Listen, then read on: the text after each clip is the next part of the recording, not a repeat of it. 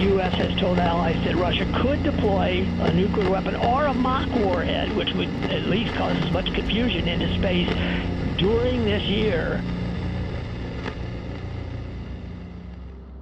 We're exploring what it's going to be like to live in the year 2025. And we know right at the top that there's going to be pros and cons. Okay, so hang on. Just a minute. I'm hearing sirens here. I've never heard sirens like this before in my life. I don't know what's going on, but I know it's not the weather. Are you guys hearing sirens? You are? Hey! What? Yeah, I'm fine, I just got home. What's going on? I can't understand you, you're talking too fast. I don't understand what's happening.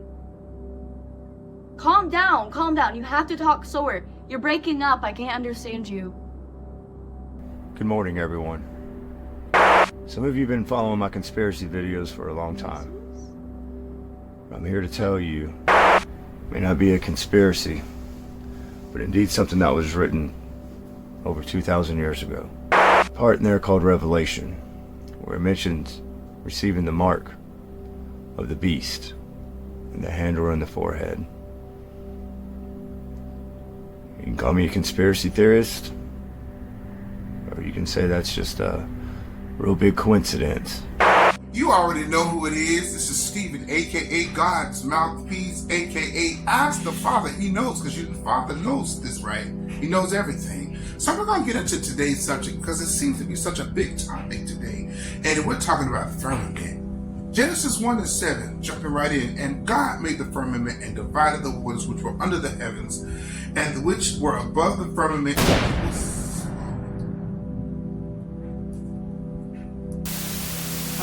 All 18 of them, we're going to do that, and then curtains down, intermission. I think that's going to be epic. Yeah, with the lighting, yes, I know. Okay, I think that's it. Wait, guys, I'm getting all kinds of alert on my iPad here. Yes, Alexa, everything is ringing. Are you guys getting this? Good morning, students. Today is a wonderful day. We have a high of 86, and the lunchroom is serving a special assortment of items. Try them if you dare. And we have a special announcement. There is several birthdays today. And hang on. We got word that there's been a launch. Hi, Dr. Ambergy. I'm going to record this, if that's okay with you, because my husband said that when I tell him the things that you say, that it sounds like more dramatic or something than it really is. But I'm nervous. You know I am, because it's my first baby. So, my husband keeps trying to call, and he sent me a message about some type of a launch of nuclear missiles. Like something just happened. For, like, here? Like in America. Hey everybody, it's Bill here. I just turned off TV, and they said that there's a launch from here within the United States, and this is going to be it. We're done. Let me check the news just a minute. Give me a chance here, just a minute.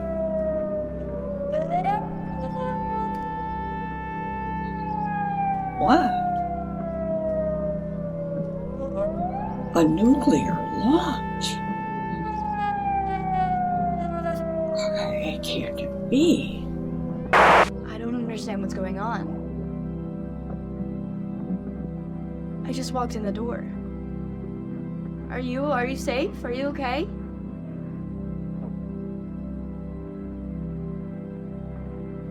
A nuclear attack? But from who? Why? I don't understand. Is it coming here? Are they coming here? Well, I don't know where to go. I don't have anywhere to go. Yeah. Let me try to call my dad. Let me see if he knows what's going on, okay? I'll call you right back. I'm getting all kinds of alerts on my phone, and the sirens are starting to blare. Oh, and now the news is talking about some kind of interceptions and evacuations? They say the president's coming on in a minute. Hey, Uncle Sam, more like Uncle Scam, am I right? He just wants you scared and afraid so that you can't thrive. So it makes you scared to survive so you can't thrive. That's deep stuff right there, I know, totally. Yeah, you're right, Tyrone. Yeah, so just don't even worry about that kind of stuff. You know, they always try to make it seem like it's the end of the world or something like that. And, you know, people are sick, and that's what you don't understand. What is that? Wait. Is actually happening right now? Nuclear. I don't know if there's going to be anybody that's going to be left afterwards. That this is going to be the next atom bomb or worse. Been journaling and saying a lot of prayers for all of us. So coming to you from my weekly podcast to just let you know that something is happening. I don't know what it is. I don't know if it's domestic or foreign. I don't know if it's local or national. I don't know. So I don't know how to explain it, but something is happening, and this isn't an Orson Welles War of the Worlds fake news broadcast. No, this is real. This is real. This just doesn't seem right. What are we gonna do?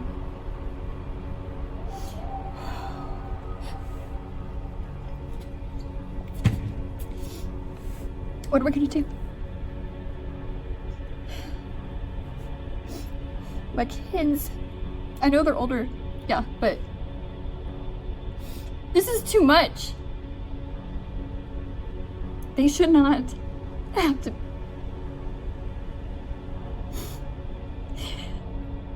They should not have to go to school and be worried about whether bombs gonna be dropped on their school.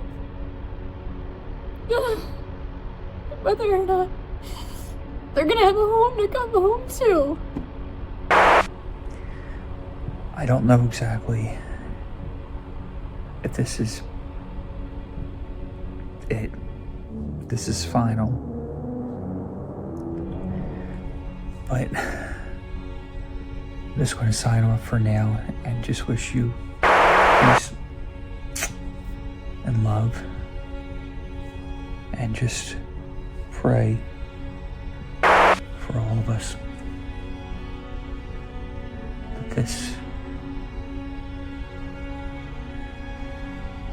that there's going to be more.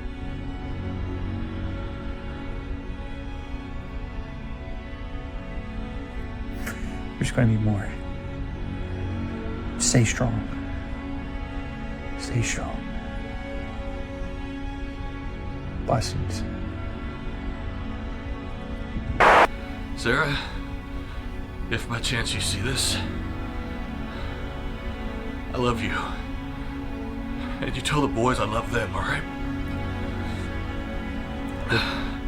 You let them know that... You let them know I died doing what was right. I died saving lives. I know you never forgave me for not saying goodbye. I need you to know I couldn't. I wouldn't have been able to leave. That morning, after I grabbed my gear, I stood there watching you and the boys sleep. Had I known this was gonna be the last time I'd see you guys, I would have woke up.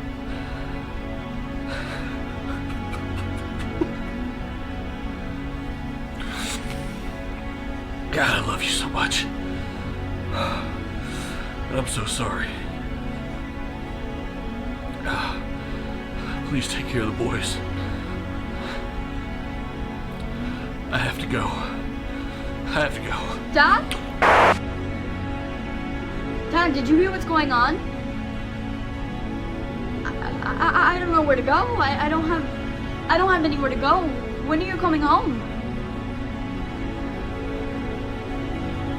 No, I don't know when he's coming back. He's my brother, I don't...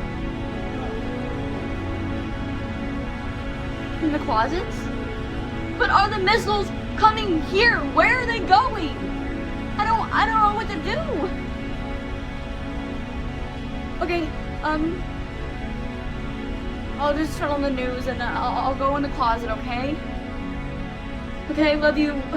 When are you coming home? Okay. The news is reporting that there's been a nuclear launch. This is no joke. You gotta put the news on. They are saying that everybody needs to get to a shelter immediately. Immediately. This is no joke. No joke. We're shutting this down. We can't go on. Whatever happens, happens. I urge you to get into your books. Start reading. Keep your head on a swivel. Prayers out. If you think about it, make sure you get a ham radio. Next video will have the next challenge words and what channel we'll be on. God bless. Just pray. Just pray. Pray.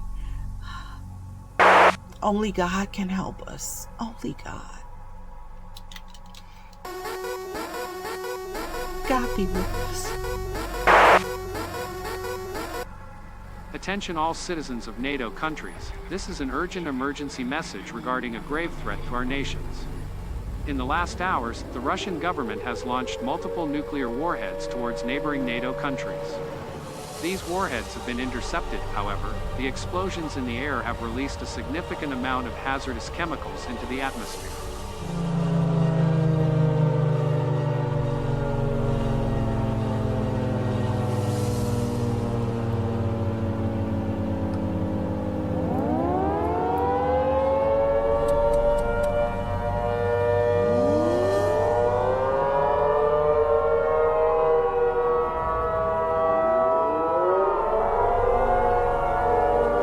Additionally, there is a likelihood that further launches may occur. If you live in one of the NATO countries listed on the screen, please follow the instructions below. We are currently unable to predict how long it will take for the situation to return to normality. Here are a few steps you should take. Seek shelter immediately in a basement or underground location. If you do not have access to a basement, try to find a room or area in your home that is as far away from the outside as possible. This will provide you with the best possible protection from radiation and fallout. If you live in a high-rise building, try to go to the basement or the lowest level possible. Also, make sure to bring enough food, water, and other necessary supplies to last for several days. Close all windows and doors, and turn off all ventilation systems. This will help to prevent any contaminated air from entering your home. Make sure to seal off any cracks or gaps in windows and doors with duct tape or plastic sheeting to prevent contaminated air from entering. Also, close any vents or air ducts, and turn off any fans or air conditioners. This will help to keep the contaminated air from entering your home. Stay tuned to local emergency broadcasts for updates and instructions. Keep a battery-powered radio or television nearby so that you can stay informed even if the power goes out. Make sure to charge your phone and have a backup charger ready. Have a list of emergency contact numbers, such as family members, friends, and local authorities, handy. Have a plan in place for how to communicate with loved ones in case of extreme emergency. If you are outside at the time of the explosion, Cover your mouth and nose with a cloth or mask to avoid inhaling any potentially harmful particles. If possible, quickly move to a safe location indoors. Once inside, take a shower or wash your hair to remove any radioactive particles that may have landed on your skin or hair. Change your clothes and put them in a sealed bag. These clothes should not be worn again until they are decontaminated. Do not burn them as they could release toxic particles into the air. It's also important to note that radioactive particles can be carried by the wind and can travel long distances, so it's crucial to keep track of the wind direction and move accordingly. If you are instructed to evacuate, make sure to bring your emergency supply kit and follow the instructions of emergency personnel. Remember to avoid standing close to buildings, as they may collapse in case of a nuclear explosion. Air corridors have been closed in Eastern Europe until further notice. All commercial planes in the region have safely landed at designated airports. We advise all private plane and drone operators to avoid entering the restricted airspace, as any unauthorized aircraft will be considered a threat and dealt with accordingly. We remind the public that the use of drones for personal or recreational purposes is strictly prohibited in this region. Please note that this decision has been made for the safety and security of the public and is not open for discussion or negotiation. We urge all individuals to comply with the regulations and cooperate with authorities. All NATO countries are now at war with Russia, who has been in violation of many international laws and nuclear energy treaties.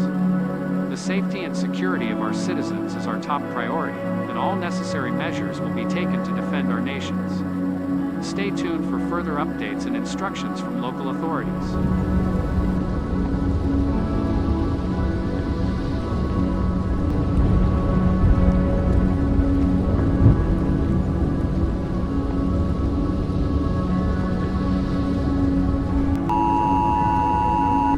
My fellow Americans, today I stand before you at a time of unprecedented challenge, a time marked by extraordinary events that have touched the lives of millions around the globe. We have witnessed a series of devastating weather phenomena, tornadoes, hurricanes, tsunamis, and storms, unlike anything we've ever seen before. With wind speeds reaching up to twice the previous records, the sheer magnitude of these storms has left destruction in their wake and countless families facing unimaginable loss.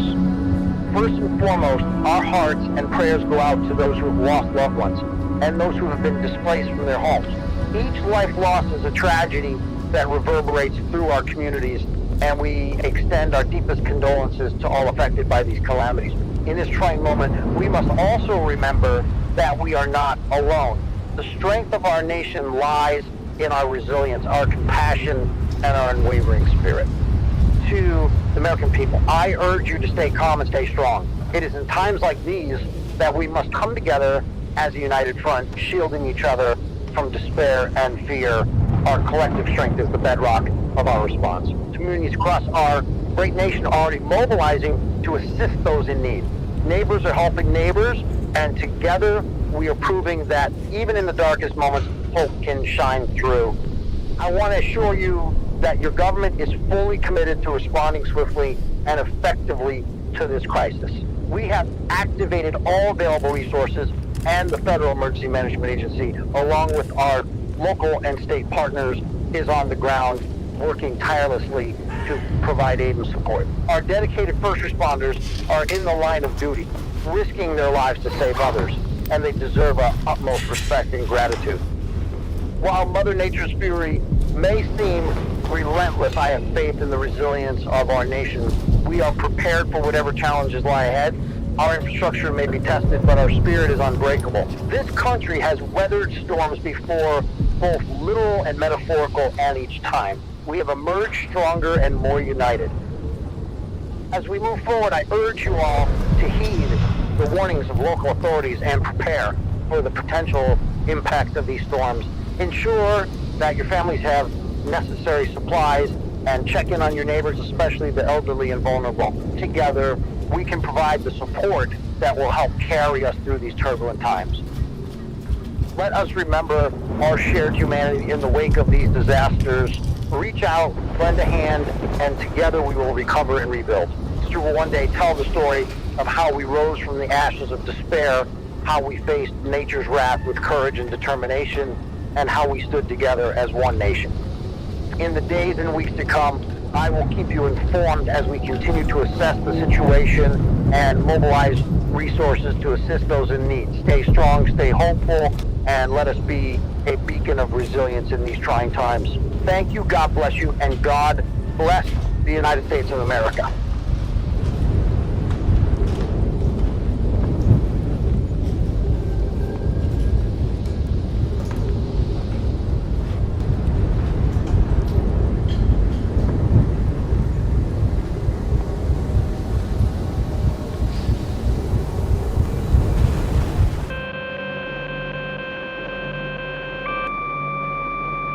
I address you today with a heavy heart, as I must inform you that due to the actions of NATO nations in providing military aid to the Ukrainian army, we have been left with no choice but to take action in defense of our motherland, Russia.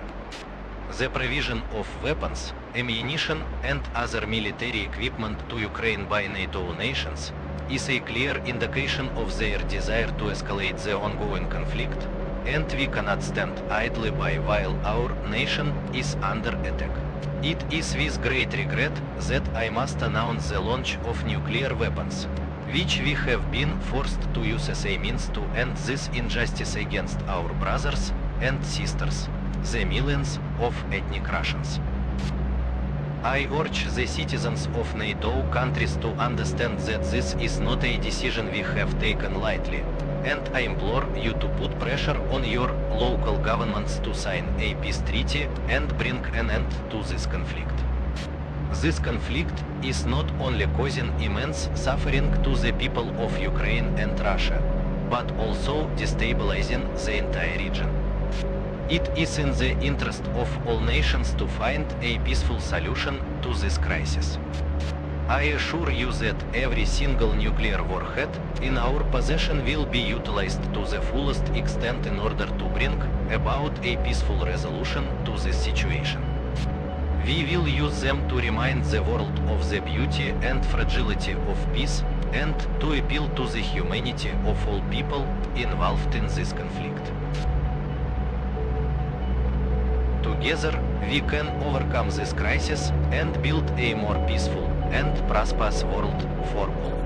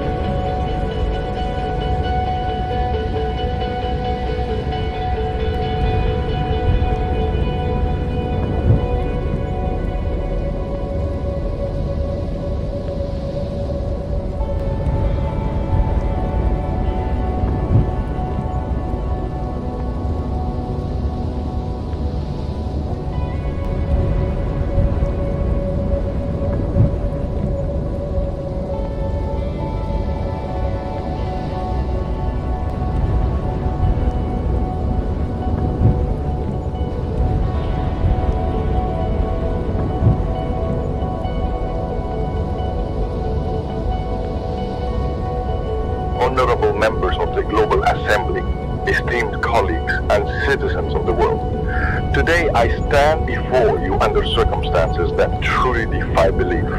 A moment in our history marked not by triumph or unity, but unfortunately by chaos and despair. A catastrophic event has unfolded, unlike any we have experienced before. The consequences are dire, and they are unfolding before our eyes. Across the globe, we are witnessing a series of unprecedented weather phenomena. Tornadoes and hurricanes rage in regions once untouched by such tempests, and volcanic eruptions have erupted with an intensity that sends shockwaves of ash and despair across entire nations. Record speed winds tear through once peaceful landscapes, giving rise to extreme flooding that has turned city streets into surging rivers. Coastal communities face the wrath of towering tsunamis, while places far inland are besieged by snowstorms and sandstorms that bury towns and villages in Africa, leaving only devastation in their wake.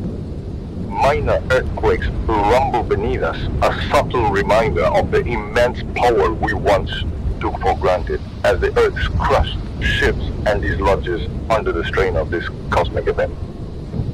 Panic has gripped our hearts and minds as we come to terms with the reality that millions have already lost their lives.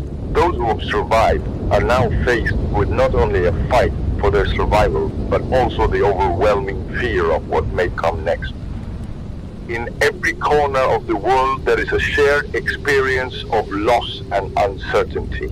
Countries that were once resilient now find their systems overwhelmed. Emergency services are stretched to their limits, while humanitarian organizations scramble to provide assistance to those in dire need. We are united not only by our struggles, but also by the urgent necessity to act, to come together in solidarity during this time of unprecedented crisis. But even as we gather in this moment, I urge you to remember that hope is not lost. We have faced adversity in many forms throughout our history, and we must draw upon that resilience now. We are more than a collection of nations. We are a global community. Together, we have the ability to confront this calamity head-on. In the coming days, we are faced with grave forecasts. A storm unlike anything we have ever witnessed is on the horizon. Temperatures are expected to plummet, reaching levels that many parts of the world have never experienced. The ramifications of this phenomenon will touch every corner of our planet, from the tropics to the poles, and extend to every community, economy, and ecosystem.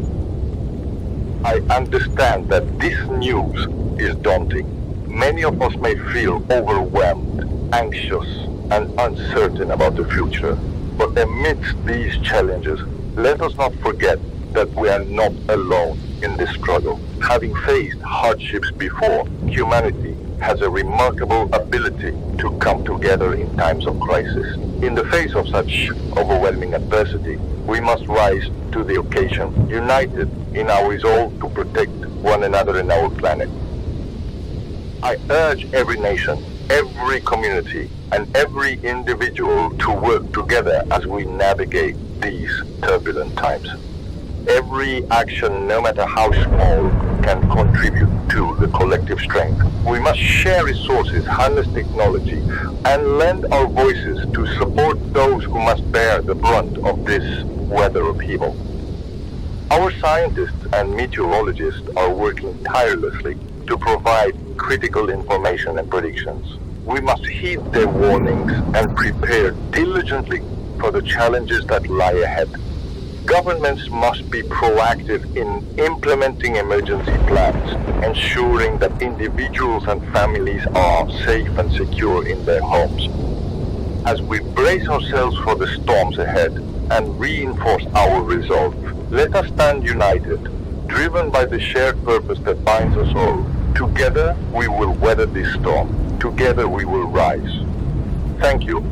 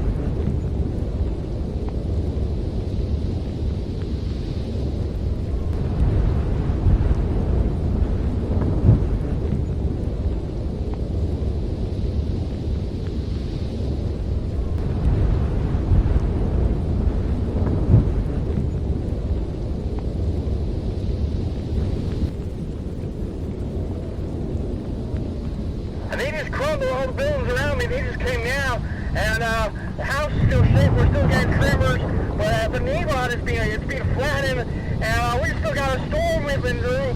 We've got ash clouds overhead as well, and it's just crazy. The sight we're seeing now is just horrendous. What we're seeing. There's another tremor now. I can feel the house is shaking. We're still standing. We wasn't looking while the house is still standing, but oh my God, the scene around here, it's just, oh my God, you would not believe it, what we're seeing now. They just finished crumble the house around us, and like I said, the storm's still whipping through, rain's coming down, and then we've got an ash cloud over above us. I don't know what volcano erupted whereabouts, but it's just something like out of the apocalypse what we're seeing right now, and we need immediate assistance. Anybody out there can come this direction to help us out, because there's a lot of people in distress, and we need some help straight away. So just get anybody you can out of here. There's no emergency service around us, man. I know they're probably overwhelmed, but just we need help as fast as we can. It's just devastation here. So just, oh my God, I can't believe this is happening. This is crazy. All right, okay, I gotta go. Some people need help here. I'm coming.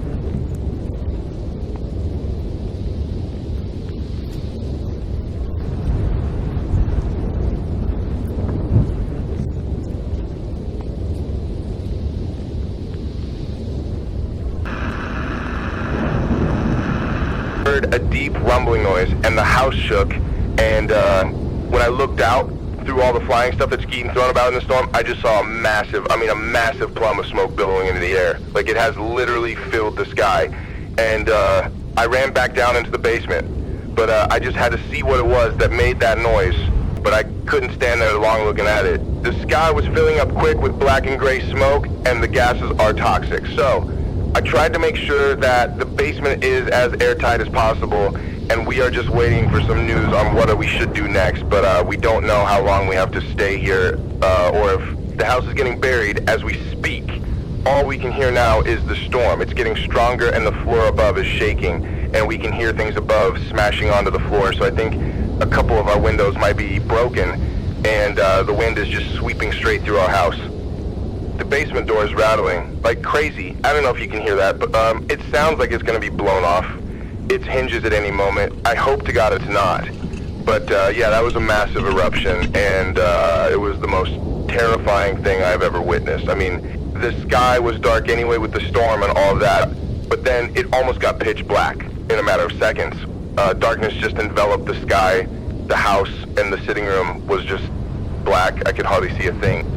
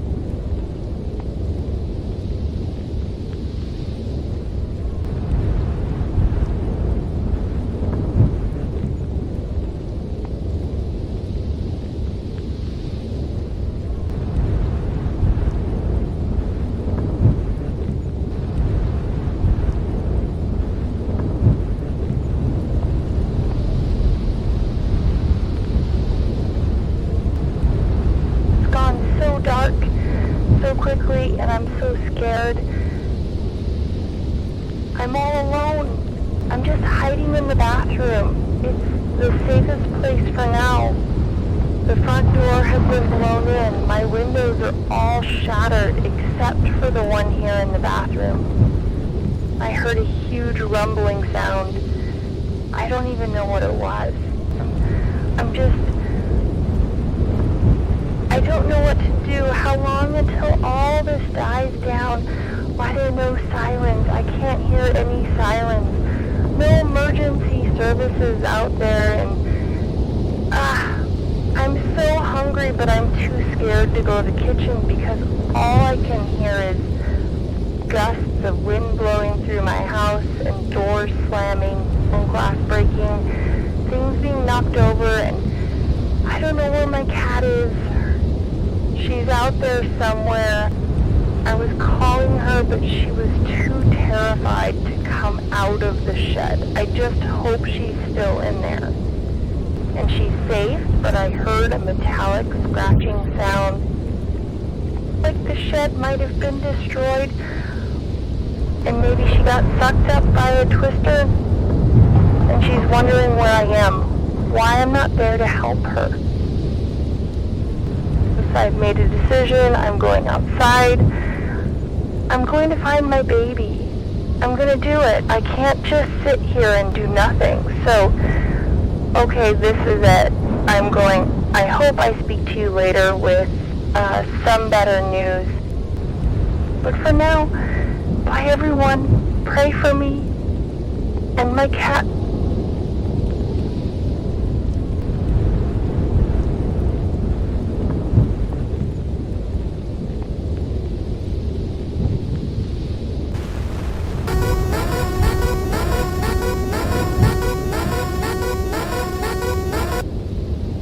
Citizens of Poland living near the border with Ukraine are advised to immediately evacuate to the west due to high levels of radioactivity reported in some border areas.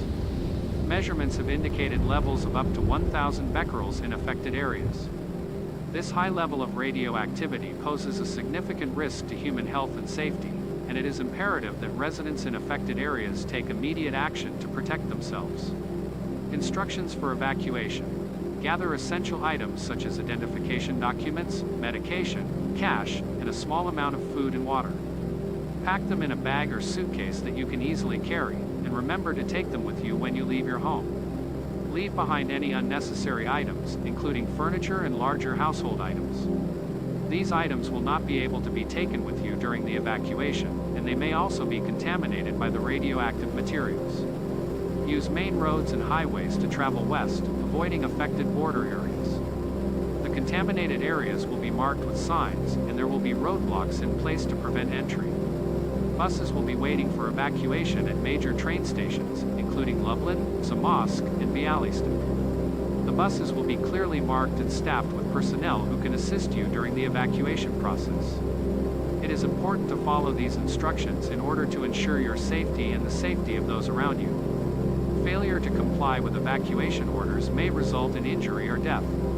As you prepare to evacuate, it is important to keep a few things in mind. When it comes to clothing, it is recommended to wear long-sleeved shirts and pants made of a tightly woven, durable material, such as cotton or denim. These materials will provide a barrier between your skin and any radioactive particles in the air. It is also recommended to wear closed-toe shoes, such as sneakers or boots, to protect your feet from contamination. Avoid wearing sandals or open-toe shoes, as these can leave your feet exposed to radioactive particles. As for protective equipment, it is recommended to use a mask that is specifically designed to filter out radioactive particles. Some examples of suitable masks include N95 masks. These are disposable respirators that filter out at least 95% of airborne particles. They are commonly used in healthcare and industrial settings and are widely available in pharmacies. P100 masks. These are similar to N95 masks, but they filter out at least 99.97% of airborne particles. They are also disposable and are widely available in hardware stores. Gas masks. These are full-face respirators that provide a tight seal around the face to protect against a wide range of contaminants. They typically include a filter or canister that filters out radioactive particles. Gas masks can be found in some specialized stores and army surplus. It is important to note that masks, including those mentioned above, are not designed to be worn for long periods of time and can become hot and uncomfortable. They also need to fit properly and be worn correctly to ensure that they provide proper protection. Upon arrival at the designated evacuation center, you will be given further instructions on what to do next. You may be asked to undergo decontamination procedures and you will be provided with medical assistance if necessary. Iodine pills will be distributed. Please note that this is an urgent and critical situation. We ask for your cooperation and understanding as we work to address this emergency. We understand that this is a difficult and stressful time, but your safety and well-being is our top priority. We are committed to doing everything we can to assist you during this difficult time, and we will continue to provide updates as more information becomes available. Hello, is there anyone out there? I'm just one of the 87 survivors here in what we now call Haven, a name we picked when hope felt like it was slipping away and I guess we wanted something to hold on to. It's 7 years, 3 months, and 14 days since the last bomb fell. Some days feel like I'm stuck in a loop, like time just pauses to let the weight of our new reality settle deeper into our bones. The world used to rush by, hum and vibrate with life, but now it's eerily quiet.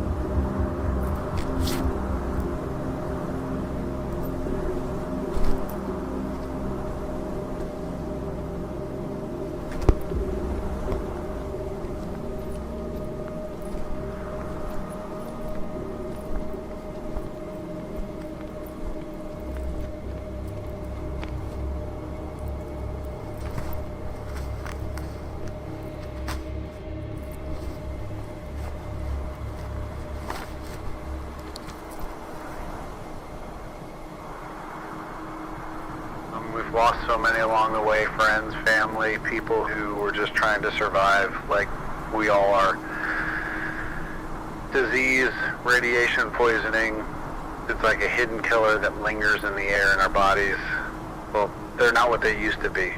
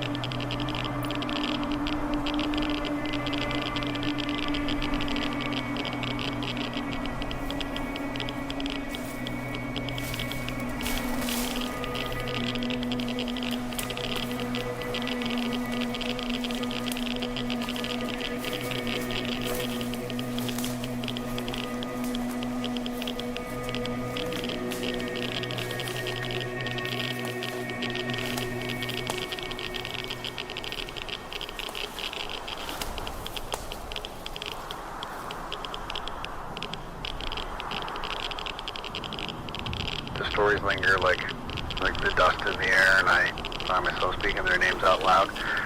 It's a way to keep the memories alive, to remind ourselves they mattered. We've buried too many out here, made makeshift graves in the shadow of the memories we cling to.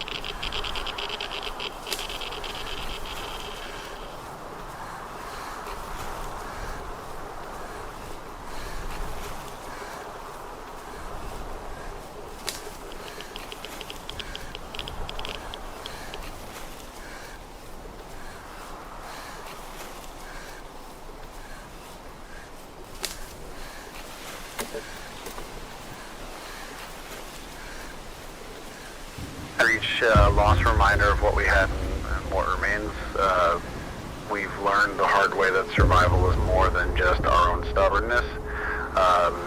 It's the collective strength, the shared resources, the blend of our skills. We've turned to the earth, to the remnants of what was once a vibrant world. The soil is barely alive. But together we've remembered how to cultivate it, how to coax a little nourishment from its depths. For each seed we sow is a flicker of defiance against the void that threatens to consume us. And every sprout breaking through the cracked earth is a testament to our will to endure. What's left of our mechanical knowledge while we gather around the old generators, keeping the last vestiges of civilization running as best we can. It's precious, this understanding of gears and wires. We salvaged what we could from the ruins, piecing things together like a jigsaw puzzle, where the picture has long been lost. That knowledge gives us power even when electricity feels like a forgotten dream. And history, we can't afford to let it slip away, not like everything else did.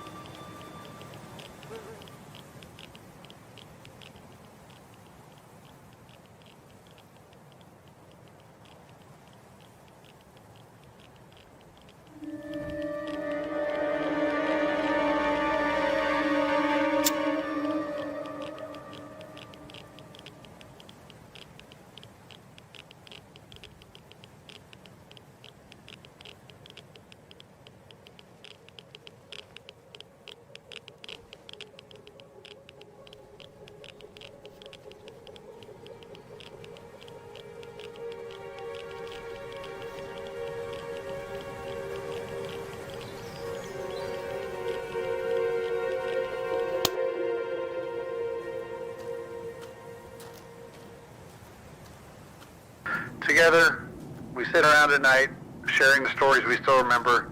Yes, the tales of war and strife that's in us. We also share the stories of laughter, love, and life that came before the darkness. We do this for those who will come after us. We must teach them about who we were who we lost, and how to build a better tomorrow.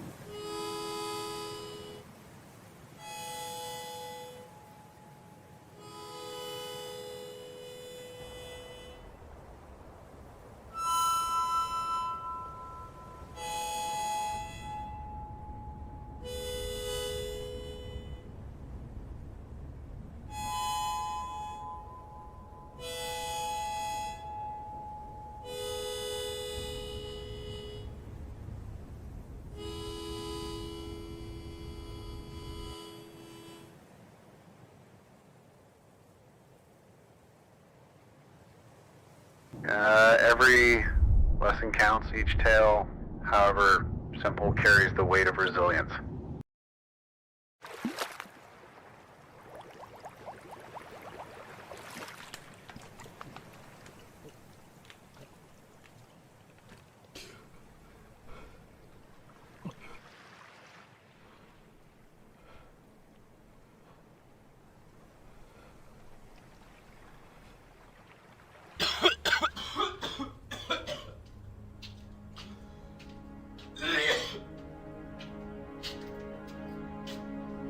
Trying to find some sense of normalcy in all this madness. You know, one of the few luxuries left to us, aside from the occasional scavenge cans of beans or whatever we can dig up.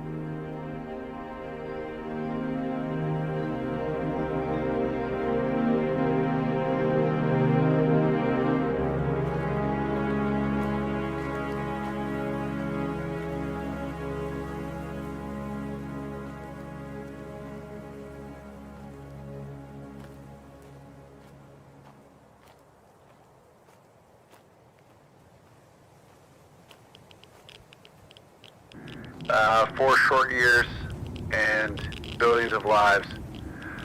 Billions of dreams turned to dust.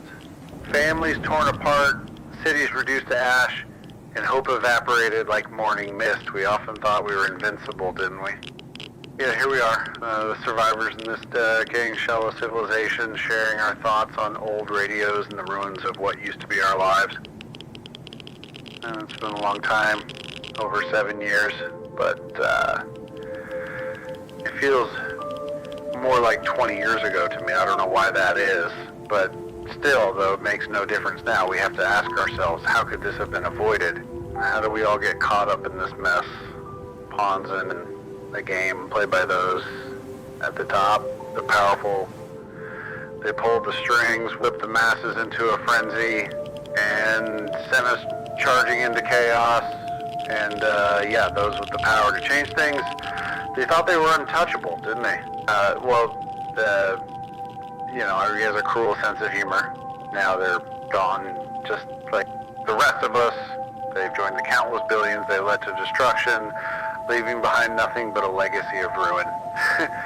But it is what it is, and we're just doing what we can for the time being, pulling together, encouraging one another. That's very important. The most important thing I would say is encouragement and putting on a brave face for the sake of the kids, because for a lot of them, you know, the ones under 7, this is all they know. 17 have been born in this camp. Sadly, 3 of them didn't make it, but the 14 that did. Yeah, this is all they know. So we have to give them the best life we can, regardless of the circumstances.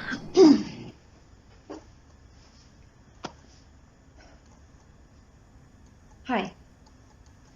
So, yeah, I guess I'll just come out and say it. You already know it. Everyone's been talking about it. Nuclear war. I know it's probably nothing, and hopefully in a year I can laugh at this, but right now people are saying that they could drop bombs at us at any moment. and I don't know what to believe. But it made me think, if I'm gonna be stuck in a shelter for the rest of my life, I want to remember what it was like before. Well, so this is the first video of many videos in what I like to call my time capsule for the end of the world.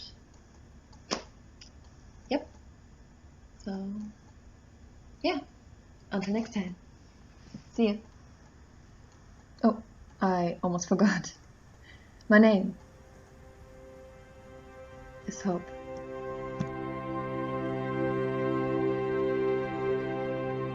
Hi again. So, for starters, I thought I'd tell you about my favorite album. Hello! Today, I want to talk about my favorite movie, The Truman Show.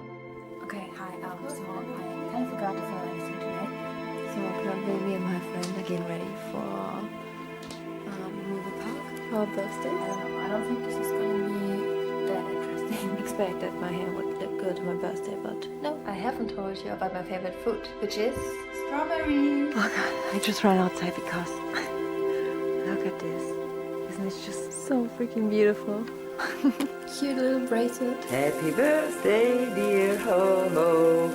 Happy birthday to you. Thank you. Don't burn yourself. And we're done. Okay, gotta go.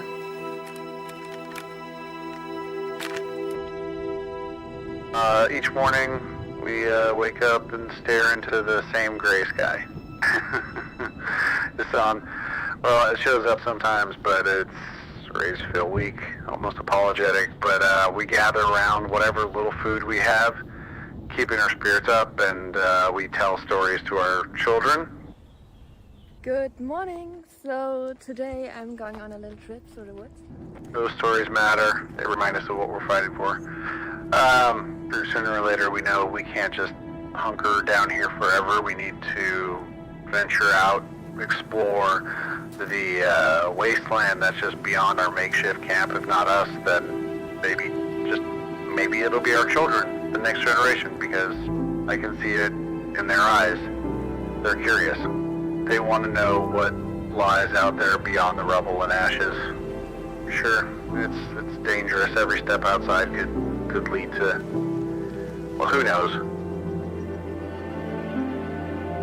I'm gonna die.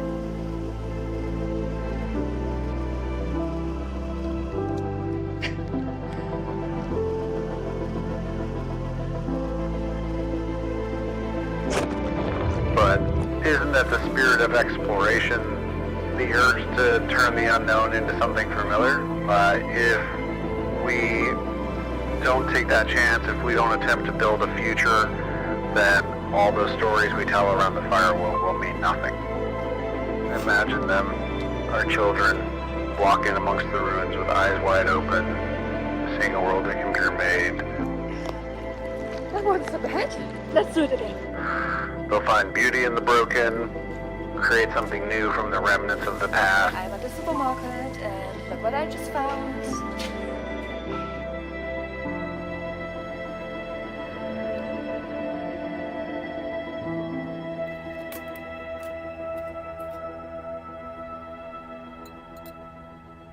So, my parents just bought an atomic shelter.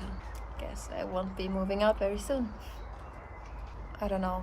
I'm just kind of waiting for the moment where I reach my breaking point. I just start screaming and running around. But then I just take a look around myself and no one else is screaming and running. Kind of feel like a few years ago people would have reacted differently, but now it just doesn't shock us anymore. Yeah, have I already told you where I am today? Because today I'm at this bench, but this isn't just any old bench. No, this one has a story. I had just learned that I had to repeat 8th grade, and I was on my way home and playing out this scene in my head of how I would tell my parents, and then I ended up on this bench. And as I sat down, I just started crying. It just came out all at once and I couldn't stop. And it was at this very moment where a fly just landed right on my face. And all of a sudden I stopped. So now every time I feel like crying, I visit this place. And up until now, it hasn't let me down. Welcome to Sunrise Park. Have fun. Oh, thank you. Someone just gave me a booklet, which doesn't really make much sense already at the park, but it really is a beautiful park.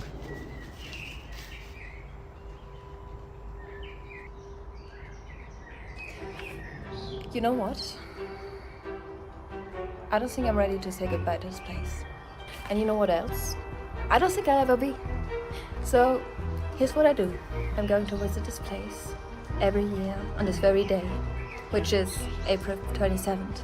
And I don't care if I have to make it in a gas mask, but I will make it. So, mark my words, April 27th. I'll be here.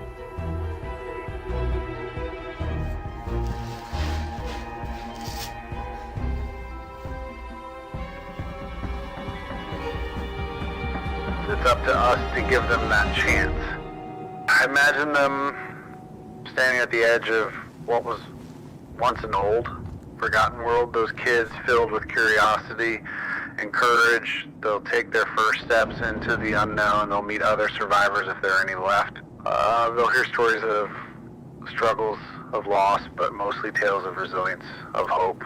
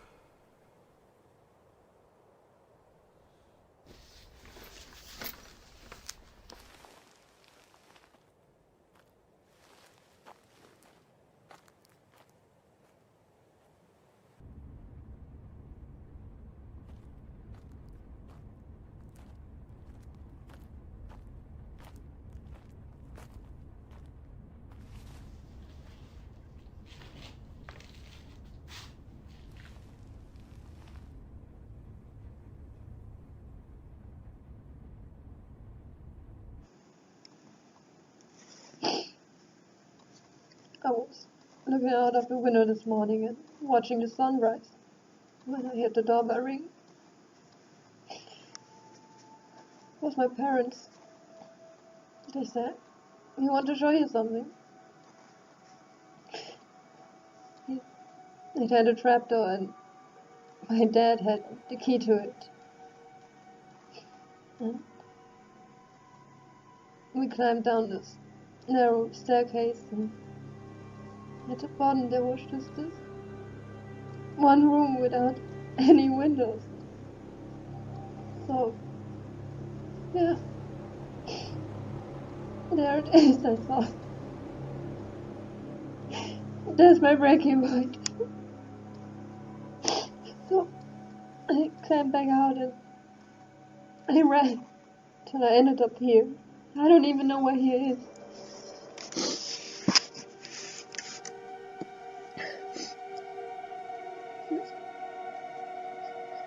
I don't want to spend the rest of my life in a windowless room, rewatching old videos. And why would you want to? What are you staying alive for? I just want to watch the sunrise again. No.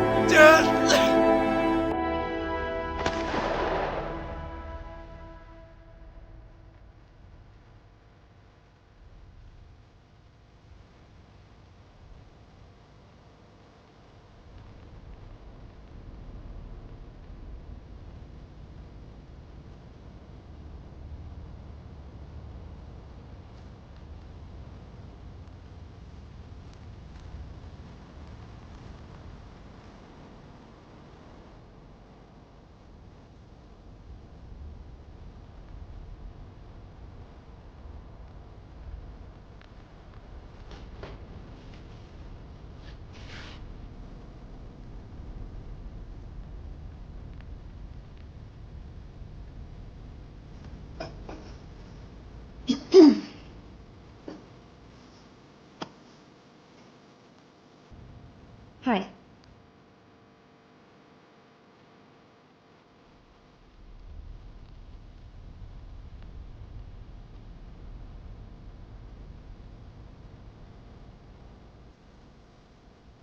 Amidst all this destruction, there are hearts that still beat, dreams that refuse to fade. They'll find others who've survived just like us. These children, our future, will become the founding fathers and mothers of a new world. Imagine that for a moment. Picture them sitting around a fire, sharing tales of their journey, dreams, and aspirations, and together they'll lay the foundations of a new society. They'll learn from our mistakes and build a better world, one born from the horrors of our past, yet rich with the promise of tomorrow. Now, I know many of you worry. I worry too. The scars of our catastrophic history run deep. But in this moment, I urge you to cultivate our children's courage, teach them not just to survive, but to thrive. Equip them with the tools they need, not just for survival, but for compassion, collaboration, and creativity. We owe it to them and to ourselves.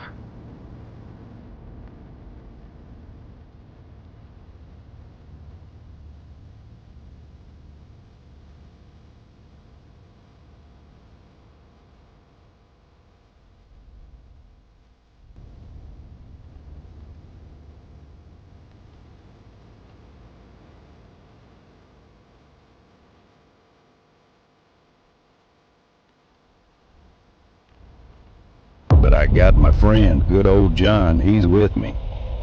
We've been friends since we were kids. I reckon we've been friends for at least 65 years, and we've got plenty of stuff to keep us going for a long while. I guess you call us preppers. We could see this coming a long time ago, and we gradually stocked up over the years. Our wives thought we both crazy, but yeah, unfortunately, our good ladies passed away both in the space of 2 years, and it's been 5 years since they passed.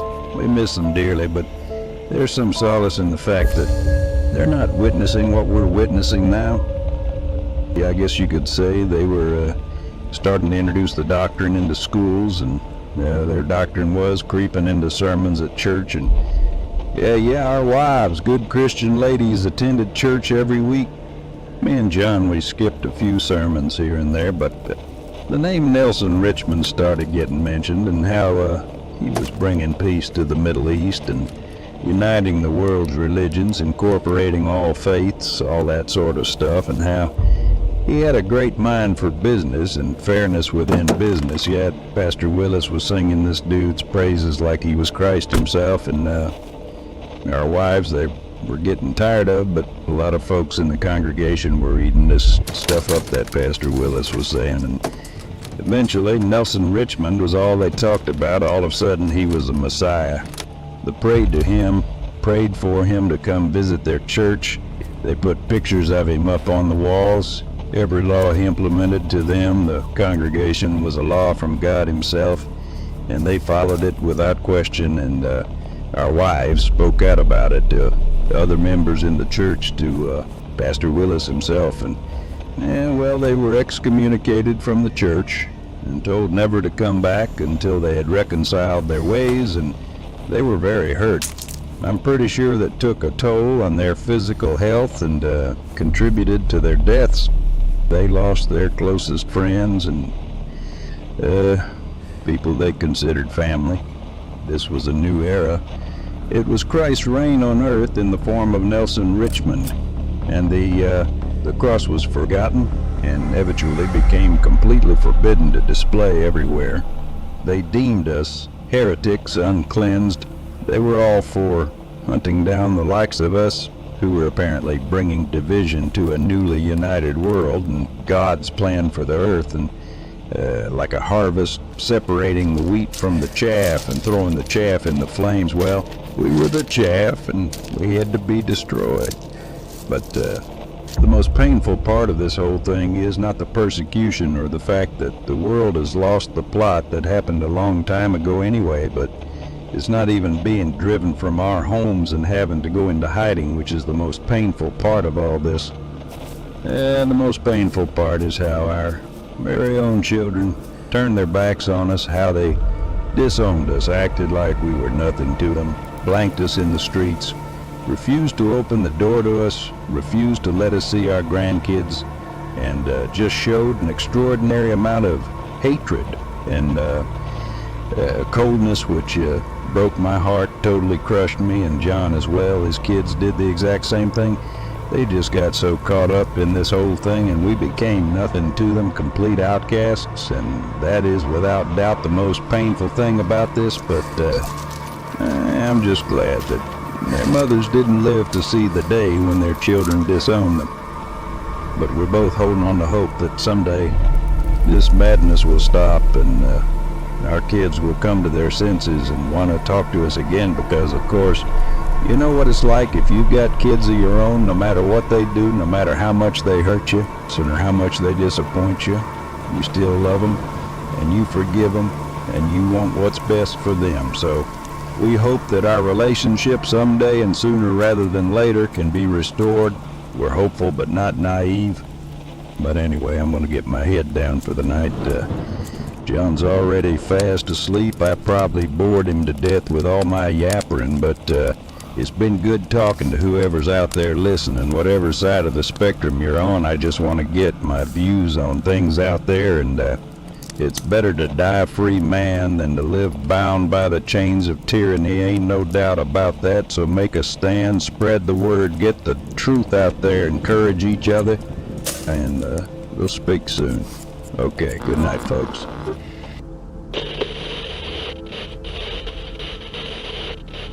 I was part of the system, but I didn't know the extent of the horrors in the so-called re-education centers. They're just camps, extermination camps. There ain't no re-education. There ain't no labor going on.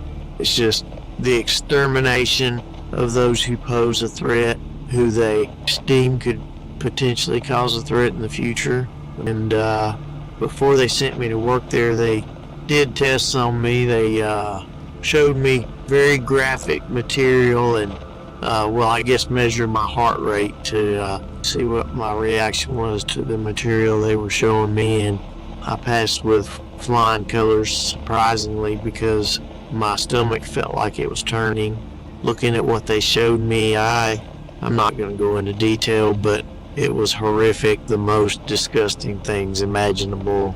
Anyway, I didn't know what the job entailed, but now I know why I was shown that material. It was to desensitize me for what I was going to witness in there, and I could take no part in it. It sickened me to the core and scared me half to death. So in the place I was working in, they call it Burkwood. It's about 20 to 25 miles outside the city, and there's a newly tarmac road, narrow road that leads into the forest near Pinton Creek, and about a mile down that road you come to what looks like a bricked off farmyard, basically, with enforcers, or security I should say, who man the gates. Once you're inside, there's a massive unit like a huge warehouse, but it's only about 8 feet high, one single door at the front, no windows, nothing like that. On the left, there's some porta cabins, which are makeshift offices and small housing units for the workers, basically. Back to the warehouse. It's got a single pipe that feeds through the roof of the building. I know what you're thinking. It's a gas chamber. Well, you're wrong. The warehouse isn't a warehouse at all, or chamber. It's a tank, a huge tank, a human aquarium. It's packed full of people, the refusers, the uncleansed, who think they're in a big waiting room, basically, awaiting their next destination. And when that door closes, the tap turns on until the water reaches the ceiling. When the scream stops, there's an inside door at the back, allows the water to drain through a dam-like system into a storage container, while the bodies, they remain inside the tank. The bodies are then removed and taken someplace else outside the camp. I really have no idea where, but it was my job to take the bodies out of the tank. And so the drownings, it repeats day after day. People from all over the state, the country, I don't know, brought there to be drowned using the same water that was used to drown the others the day before. Water full of vomit and excrement from the panicked people inside, urine, even blood from them clawing at each other trying to reach the surface, only to find that there isn't one.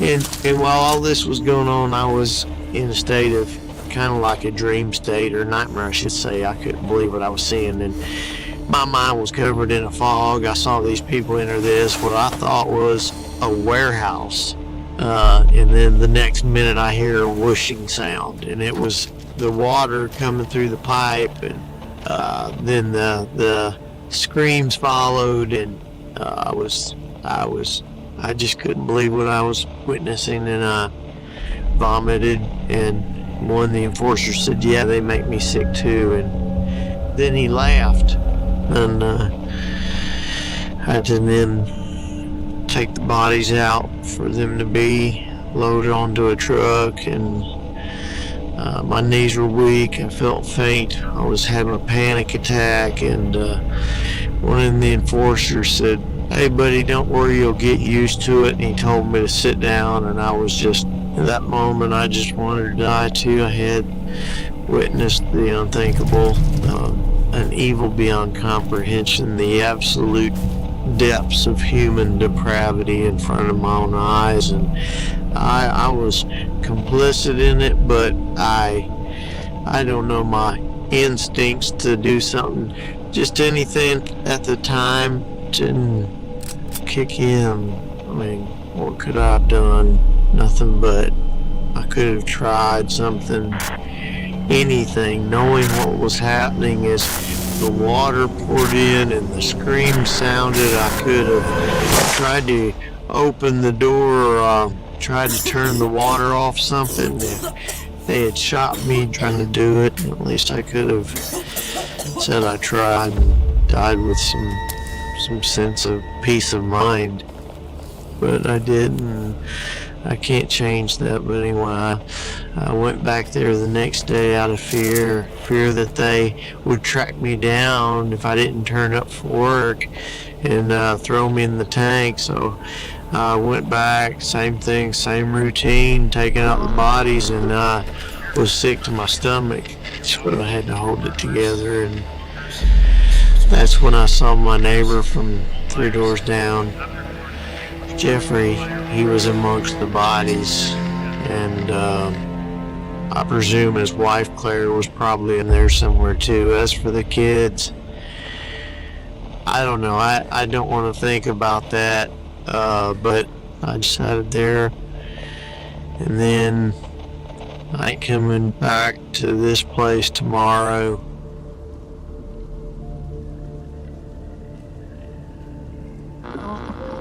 In Ephesians chapter 5, it says, "For we are members of his body, of his flesh, and of his bone.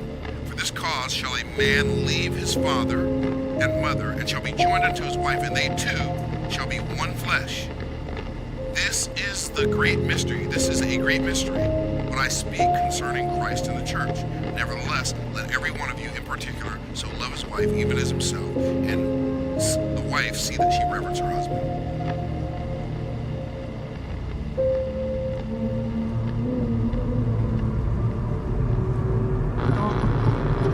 Knowing this first, that there shall come the last days of scoffers, walking after their own lusts, and saying, "Where is the promise of his coming? For since the fathers fell asleep, all things continue as they were from the beginning of the creation."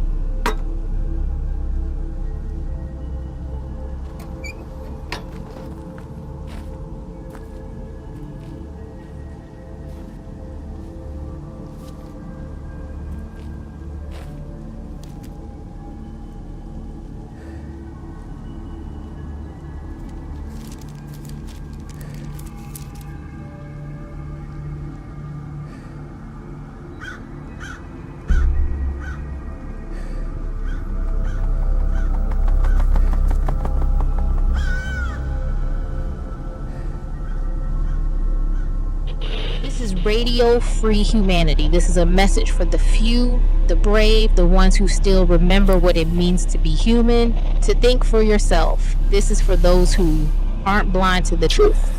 3 years ago, the world changed. 3 years ago, Nelson Richmond took over. Politicians, all the global leaders, religious figures, the media, the world, they all bowed to his will. The whole world, they call it unity, but it's a lie. It's control. They've turned our children into drones, feeding them propaganda in schools. The news you hear, the stories you see, they're all carefully crafted to make you believe their warped vision of the world. We become nothing more than numbers in their system. But remember, there are still those who resist. We may be scattered, we may be hunted, but we will not give up. This is a fight for our souls, for our freedom. This is a fight for humanity. I'm here, hidden, but I'm not alone. There are others like me fighting the good fight. We're the ones who still believe in truth, in love, in our right to choose. If you're hearing this, if you're still listening, then you are not alone. We're here fighting for you, fighting for the future. Don't lose hope. Remember who you are. Remember your humanity. And when you can, join us. Together, we can break their chains. This is for all of you out there, the ones who know what's going on, the ones who haven't swallowed the lies of Nelson Richmond. It's hard out there, I know. I feel it every day. It's like they can see into your very soul, but we have to be smart. We have to be vigilant. Remember, they want us to be afraid. They want us to cower in the shadows, but we won't. We are the resistance, and fear is not a weapon we wield. And remember, if you're caught, don't talk. Don't give them any information. It's better to suffer in silence than to betray the cause. There are others out there fighting the good fight. We're not alone. We're a network, a whisper in the wind, a thorn in Richmond's side. Listen closely. The enforcers are out there. They're sniffing around looking for any sign of resistance. So stay vigilant, be smart, be silent. It's the only way we'll survive. Now, I know many of you are struggling. The food rationing is brutal. The patrols are relentless, but don't give in. Remember, they want us to be hungry, scared, and desperate. That's how they control us. So what can we do? First, food. Bartering is key. Share your skills, your knowledge, your extra rations. We are stronger together. Stay strong, brothers and sisters. We have a weapon they can't control, our minds. We think for ourselves. We fight for ourselves. Nelson Richmond can't control our thoughts, our dreams, our hope. He can't control the spirit of freedom that burns within us. But the enemy is clever. They're not just using brute force anymore. They're trying to infiltrate us to sow seeds of doubt and fear, and they're doing it by copying us. Think about it. You've seen broadcasts, heard whispers. They're using the same language, the same desperate hope of a better world. But be warned, this may be a trap.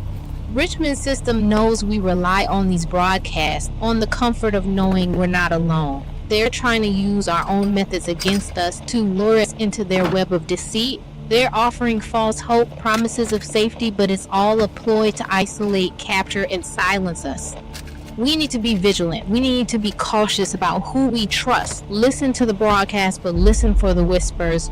Look for the subtle differences, the small inconsistencies that betray their lies. This is for everyone out there, the brave souls who refuse to bend the knee. You see, it's not just about control anymore. It's about extermination. They're not just taking away our freedoms. They're taking our lives.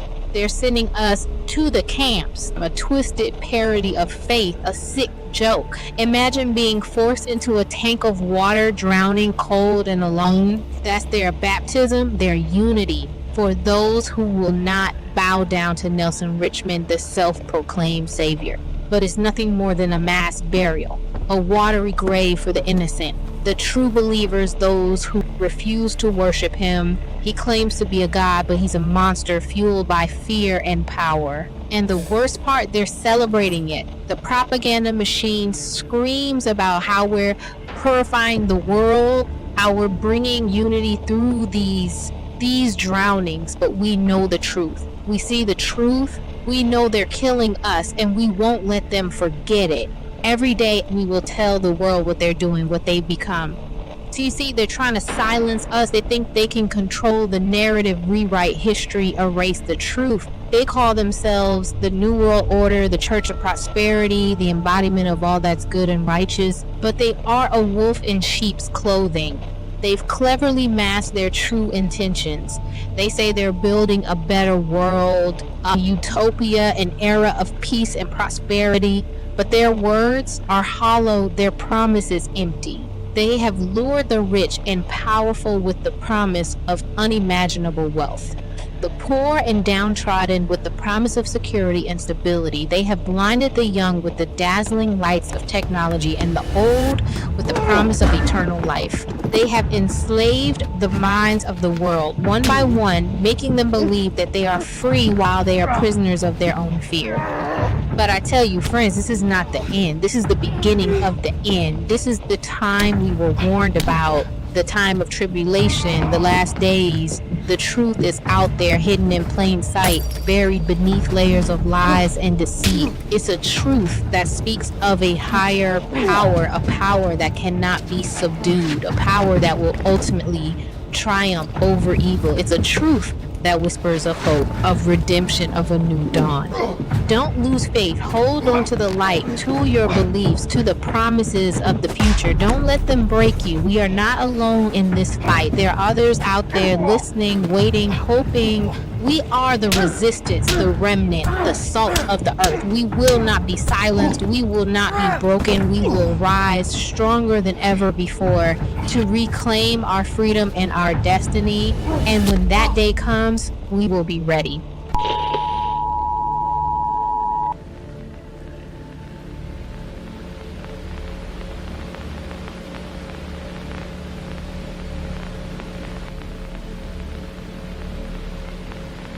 Britain has seen a lot of protest in the past few weeks from traitors to this nation.